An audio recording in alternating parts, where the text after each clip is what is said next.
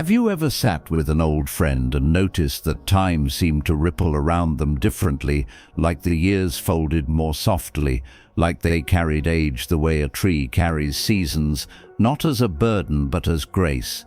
It's strange, isn't it, how some people grow older and become more alive, while others grow only tired. I once met a man in Kyoto, a retired temple gardener named Haruki, who at the age of 92 still began every day before the sun. I remember watching him kneel to tend to a small bonsai, hands weathered like driftwood, movements as fluid as morning mist. And when I asked him, quite foolishly, "What's your secret to such vitality?" he simply laughed, eyes bright with mischief, and said, "I never hurry, not even when I'm late." You see, that's where this story begins. Not in science labs or genetic codes, but in quiet places like that, where the passage of time is not counted by the clock, but felt in the quality of presence. And yet, in today's world, we are obsessed with measuring time, extending time, preserving youth, as though life were something we could outsmart with a needle, a pill, or a clever algorithm. Now, I'm not here to deny the wonder of science. The human body is an astonishing dance of billions of cells, each living and dying in their own sacred rhythm. We know now that aging begins at the cellular level, with structures called telomeres, tiny caps at the ends of our DNA, like the plastic tips on shoelaces. Every time a cell divides, these caps grow shorter, until one day they fray and the shoelace unravels. That's one reason we grow old. Our cells forget how to heal, how to replicate cleanly. They become tired, confused, even toxic. Scientists call them senescent cells, but some call them zombie cells, half dead, half alive, stirring quiet chaos inside us. But the question that hums beneath all of this is not simply, how do we stop aging? No, the real question is more tender, more human. It is, what do we truly hope to keep if we live longer? Is it our health, our memory, our joy, our connection to the people we love? A young woman I once spoke with, a researcher in biochemistry barely in her 20s, told me she believed the first person to live to 150 had already been born. She said it with such certainty, her eyes gleaming like a child describing magic. And yet when I asked her what she feared most about growing old, she fell silent. Then quietly she whispered, "Loneliness." That answer stayed with me. Buddhism teaches us that clinging to permanence is the root of suffering. Life, by its very nature, is impermanent, a wave that rises, crests, and fades into the sea.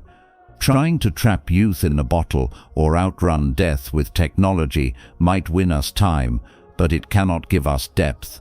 As the Buddha once said, better than 100 years lived without wisdom or virtue is one day lived with wisdom and love.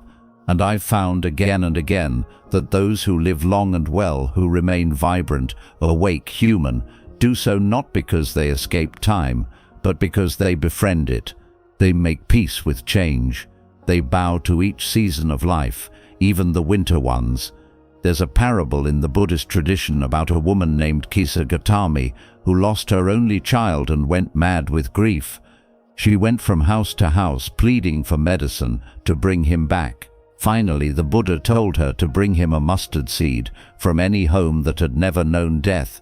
She searched the village, then the town, then beyond, but in every home she found sorrow, and so slowly she came to see her suffering was not hers alone. In understanding this, she found a peace deeper than any cure. You see, the fear of aging is often not about the body, it's about the loss of meaning, of being seen, of being needed. It's the quiet terror that we might live a long life but not a connected one. And yet, isn't it strange how some people, even in their 80s or 90s, seem to become more beautiful with time? Not in the way magazines speak of beauty, but in the way a candle grows warmer as it burns lower. You feel their presence. Their wisdom gathers in the wrinkles around their eyes, in the softness of their voice, in the way they listen without rushing to reply. I once asked an elderly monk in Chiang Mai what he thought of the modern obsession with anti-aging. He looked at me, smiled gently and said, "The lotus does not bloom faster because you pull at the petals. It opens when it is ready." That image, it never left me. Because maybe that's what we've forgotten in our quest to reverse aging. We've forgotten how to bloom slowly. We've replaced wisdom with speed, silence with stimulation, depth with data. But none of these things feed the soul. We don't just want to live longer. Deep down, we want to feel alive longer. We want to be remembered. We want to give love and still receive it. We want to belong. So perhaps the better question is not how can we stop aging, but rather, how can we age in a way that honors the life we've lived and the lives we're still connected to? And that, my friend, takes us to a different kind of answer. Because there are places in this world, hidden, slow, luminous, where people live long, not because of what they do, but because of how they live. Places where laughter still echoes through courtyards, where food is shared slowly, and elders are not cast aside but cherished, like rare books full of stories. These places hold a secret, one that cannot be bottled or sold. In our next part, we'll travel to those corners of the world, the blue zones, and gently ask, what can we learn from the people who've walked the long road and still have songs left to sing? But for now, I invite you to pause, place a hand over your heart, feel it beating still. You are here, and that in itself is a beginning.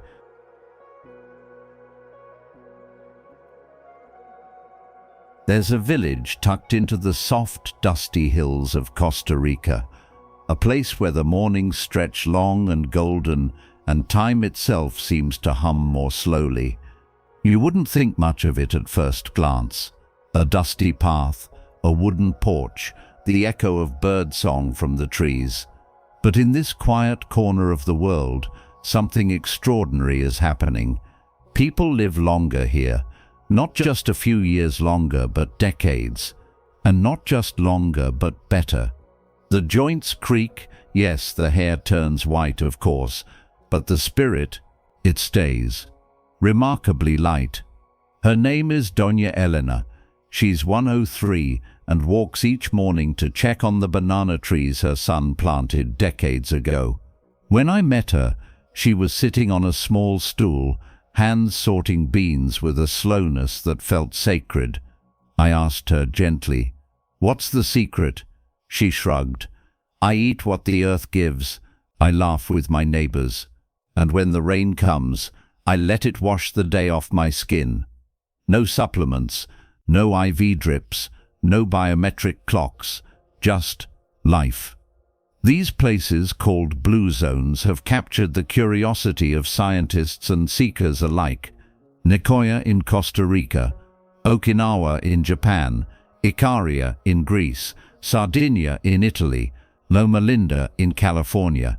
In each, the people live longer than average, but perhaps more importantly, they age differently. They don't just extend life, they expand it. What's remarkable is that they all seem to share something you can't bottle or patent. They share rhythm, they share meals, they share a purpose, a reason to wake up even when the body aches. And perhaps above all, they share each other. There's an Okinawan word I hold dear, ikigai. It means your reason for being, why you get out of bed each day.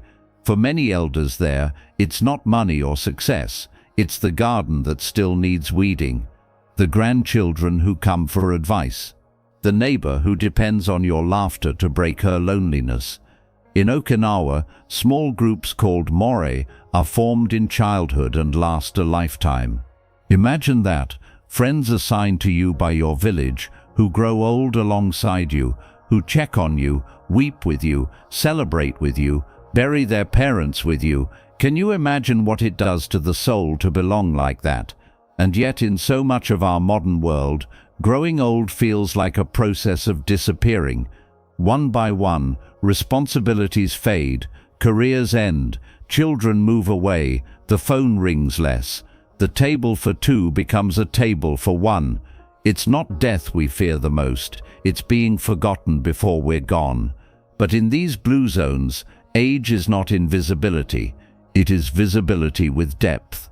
There's a story told in a Greek village on the island of Icaria of a man named Yanis who left for America in his youth, worked in a factory for 40 years, then was diagnosed with terminal cancer. The doctors gave him 6 months, so he returned home to Icaria to die. But instead of withering, something curious happened. He started tending the garden behind his childhood house. He drank wine with old friends under olive trees.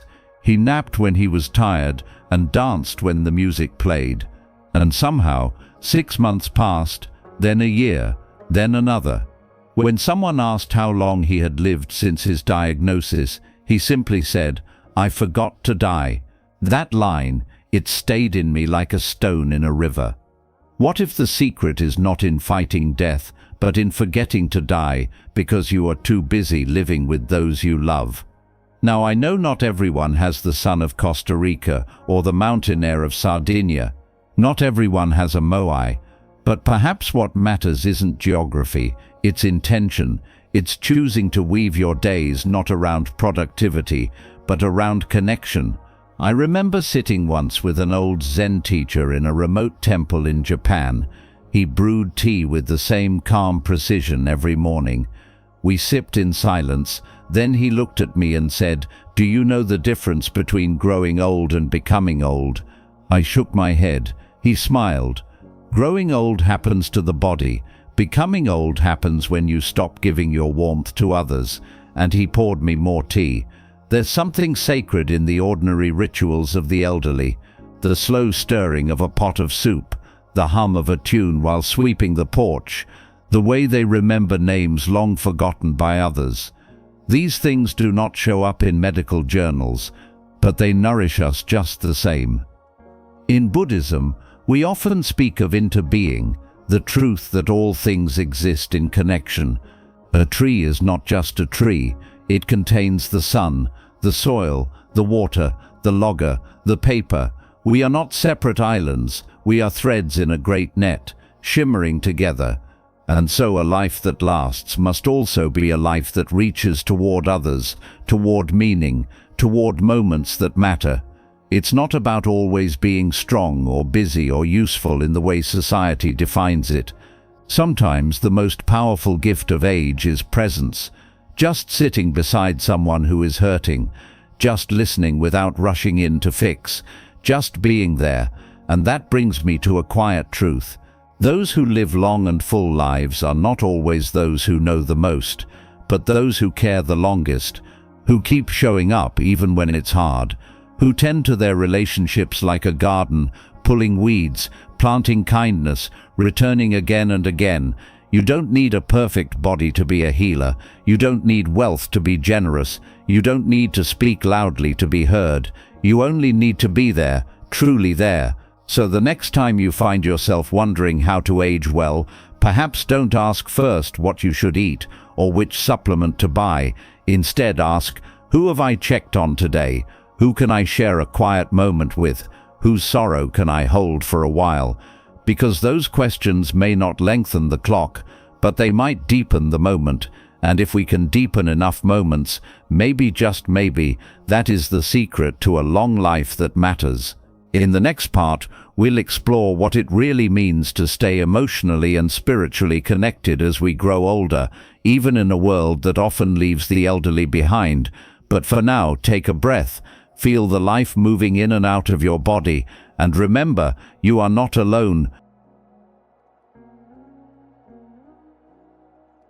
There's a particular kind of silence that fills a home after the last child leaves, after the dog no longer waits by the door, after the phone stops ringing just because.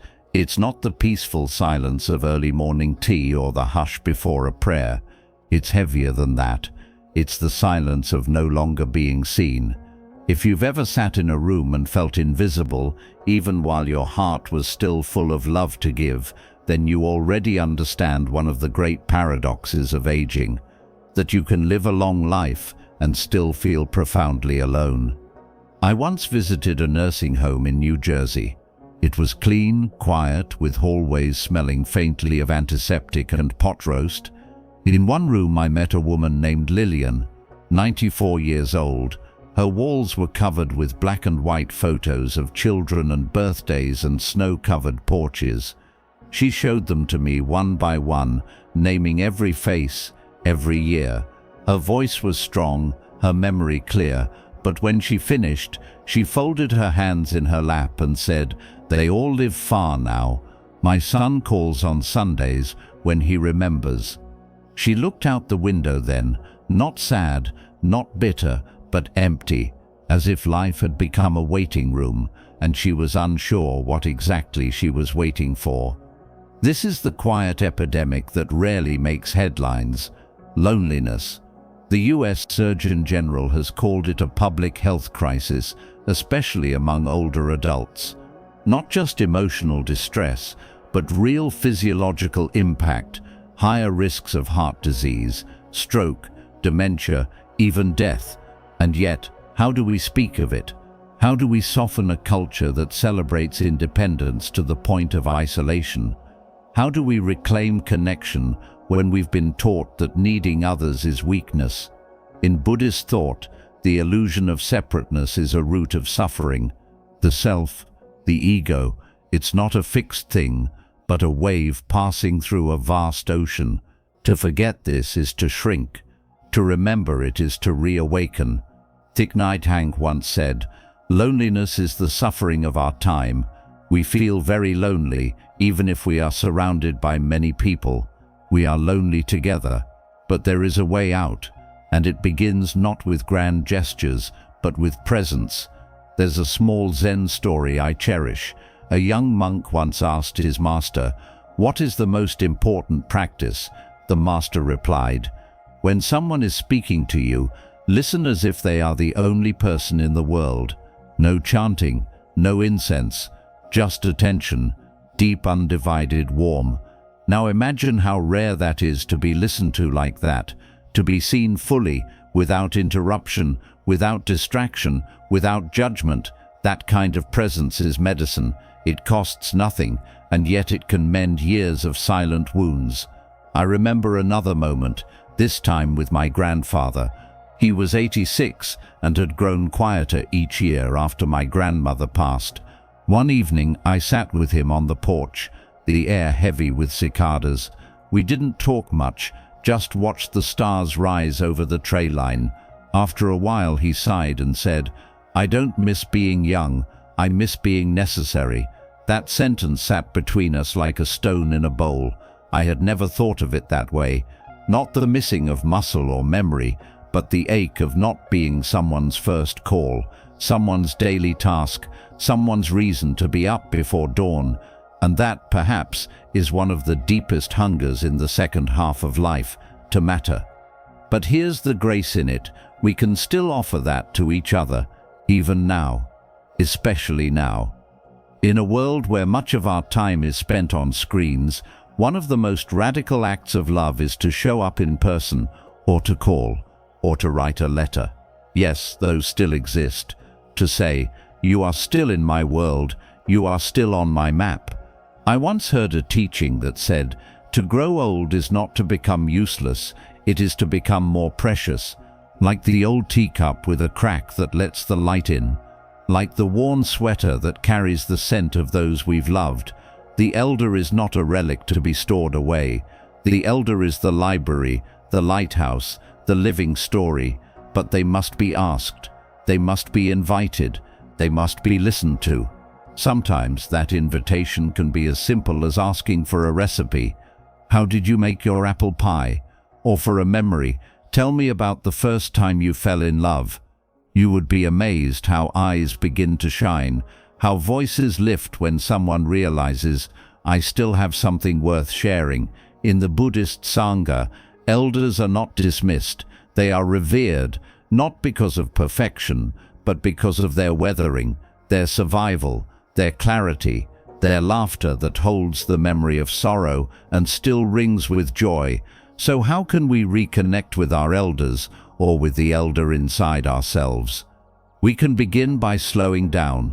We can create rituals, weekly tea with a neighbor, Sunday calls with old friends, or walk around the block, not for exercise but for presence. We can ask more questions and answer fewer. We can become students of those who have walked longer, instead of always being the ones who lead. And perhaps most beautifully, we can become elders ourselves, not by age, but by embodiment. By choosing to offer calm in a hurried world, by being the ones who remember names, who sit with grief, who bless the ordinary with attention. There's a lovely tradition in Tibetan monasteries where the oldest monk is called the keeper of the silence. He doesn't teach with words, he simply sits, watches, breathes, and yet his presence shapes the entire space. He anchors the Sangha not by doing, but by being. We can be that too. We don't have to wait to be wise, we only have to begin acting like the future matters, not just our future, but each other's. So if loneliness has crept into your life, know this: you are not broken, you are not failing, you are simply human in a culture that has forgotten how to reach. But together, we can remember, we can build new bridges, we can reopen old doors, and perhaps the most beautiful surprise is this: the more we offer connection to others, the more it returns to us, like breath, like birdsong, like spring. In the next part, we will explore how aging can become not a slow fading, but a spiritual unfolding. How we might move from simply getting older to becoming elders in the truest sense. But for now, dear friend, may you feel seen, may your silence find its echo, and may the loneliness you carry soften gently into belongingness. You carry soften gently into belonging.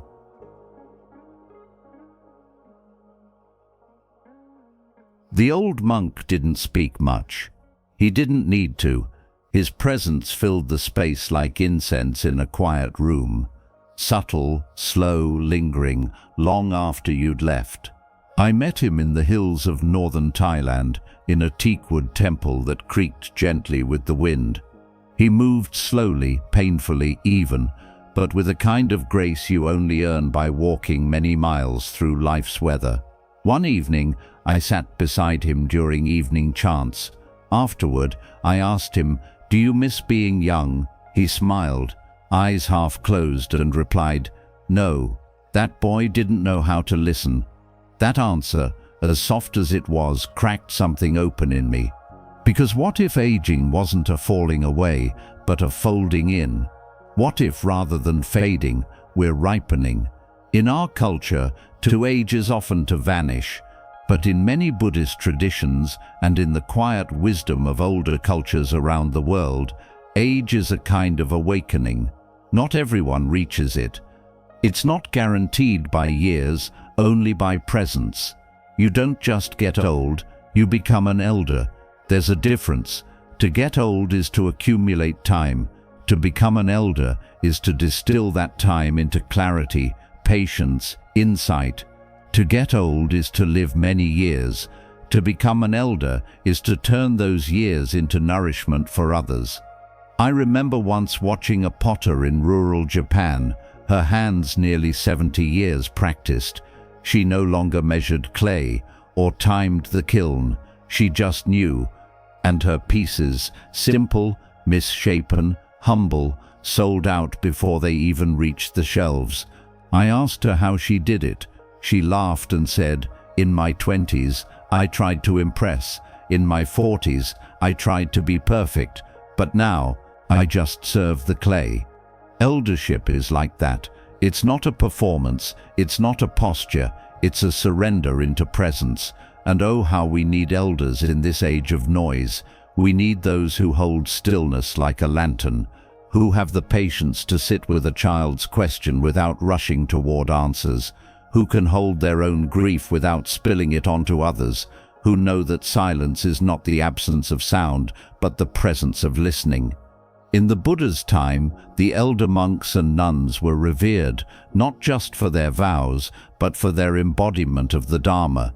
They had weathered temptation, anger, disappointment, attachment, and emerged not untouched but softened. They had learned how to live in this world without being owned by it, and so they taught not only with words, but with the way they moved, ate, breathed, bowed. Can we not become that for each other? Can we shift the idea of aging from resistance to reverence? Too often, we mourn the body's slow retreat while ignoring the soul's quiet expansion. But have you ever noticed how elders speak with more pauses? It's not forgetfulness, it's consideration. Have you watched how they bless each action with intention, folding laundry like a prayer, peeling fruit as if it were sacred?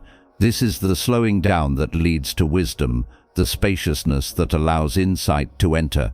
And yet many of us have never been taught how to become elders. We are taught how to save for retirement, how to schedule medical visits, how to write a will, but not how to offer our experience as a balm, a story, a path. There is no ritual, no training. And so many arrive at the second half of life, unsure what is theirs to give. But the Dharma reminds us, your mere being is a gift. Your survival is already a teaching. If you have known heartbreak and kept loving, you are already an elder. If you have fallen down and risen again with less judgment, you are already an elder. If you have watched the seasons come and go without rushing them, you are already an elder. You may not have students, but you will have witnesses. A neighbor who notices your calm in a storm, a grandchild who remembers the softness of your hand, a stranger who watches how you say thank you with your whole body. Never underestimate the ripple. The Buddha once said, just as a candle cannot burn without fire, men cannot live without a spiritual life. But he also showed us that the spiritual life need not be separate from the human one. You don't have to renounce the world to touch the sacred. Sometimes you simply have to be fully in it, awake, gentle, curious, and aging, when held rightly, becomes a spiritual practice in itself. Because it strips away illusion. It teaches you to release what you cannot control. It reminds you of impermanence, not as a threat, but as a companion, a kindness, a guide. I once met a retired school teacher who had recently lost her husband. She told me she didn't know who she was without him. But then, every morning, she began walking to the same park bench, bringing 2 slices of bread, one for herself, one for the birds. After a month, she began recognizing the same birds. And then a small girl with pigtails began sitting beside her. Then a young man on his way to work started saying hello. Months passed and the teacher said, I still miss him, but now I remember that I am still part of this world, and I can still be a friend to it. That to me is eldership. Not grand sermons, but soft offerings. So what if we stopped asking our elders to keep up with the fast world, and instead slowed the world down enough to listen to them? What if we let them teach us the art of being, of savoring a spoonful of soup, of remembering a forgotten name, of laughing from the belly instead of the mouth? And what if we allowed ourselves to step into that role too, whenever we're ready? No need to wait for the mirror to give us permission. Wisdom is not about grey hair, it's about golden moments. You see, aging may wrinkle the skin, but only disconnection wrinkles the soul. In the next part, we will step into the quiet beauty of simplicity, of aging not just with wisdom but with lightness. We will explore how joy, slowness and awareness become the final alchemy of a life truly well lived. But before we go there, pause. Feel the years behind you not as weight, but as wings. You have not come this far for nothing. You are becoming something sacred.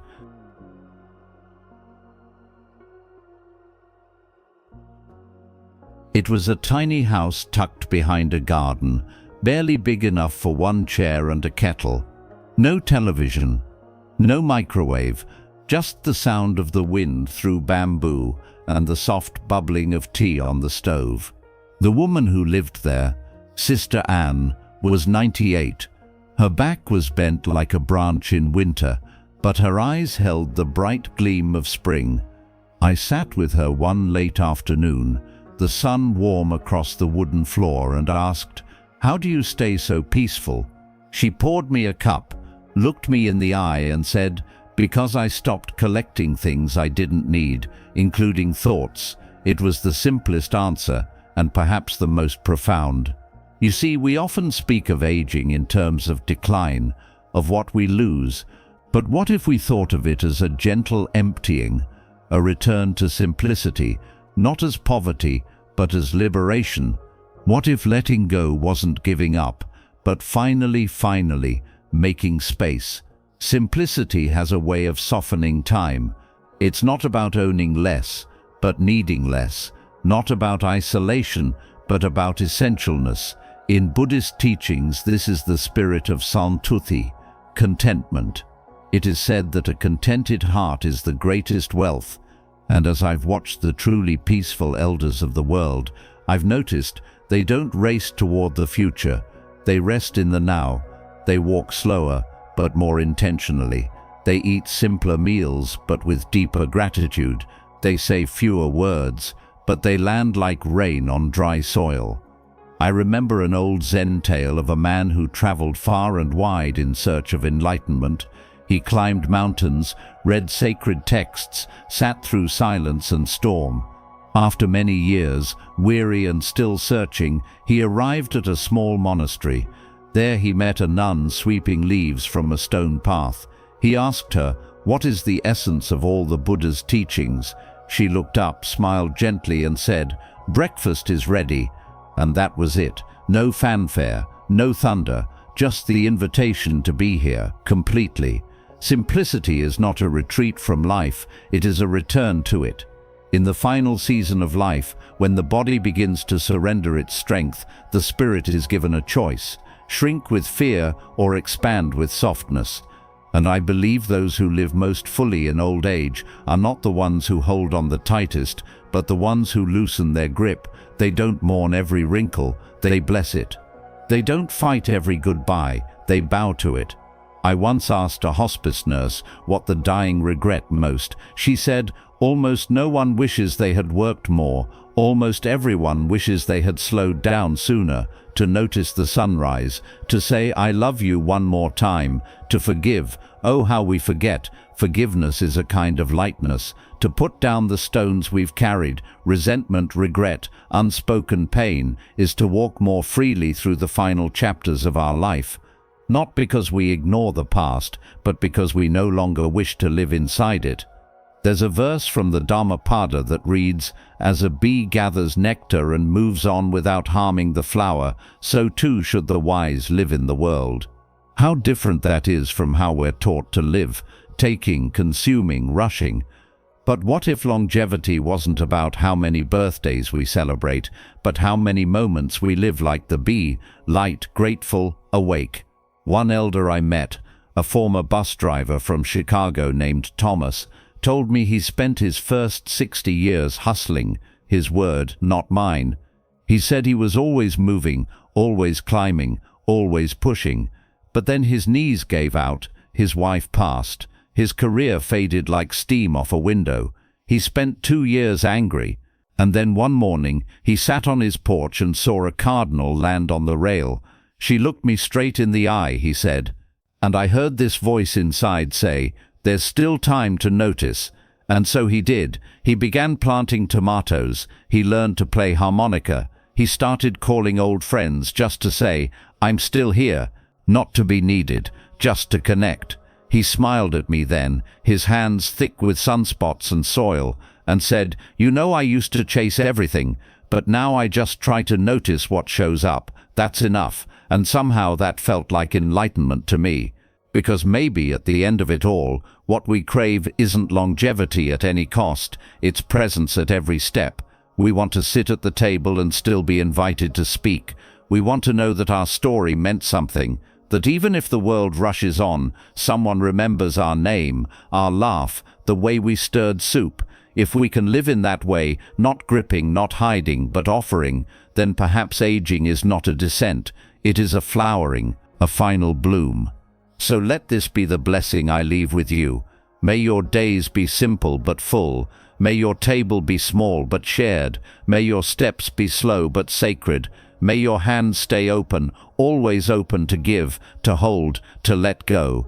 And if you find yourself waking tomorrow with another grey hair, another ache, another page turned in the story of your body, smile. You are still becoming. After all, the candle shines brightest just before it rests. So live long, yes, but more than that, live wide, live deep, live kindly, and let your quiet wisdom light the way for others, not at the end of the path, but in every gentle step you take.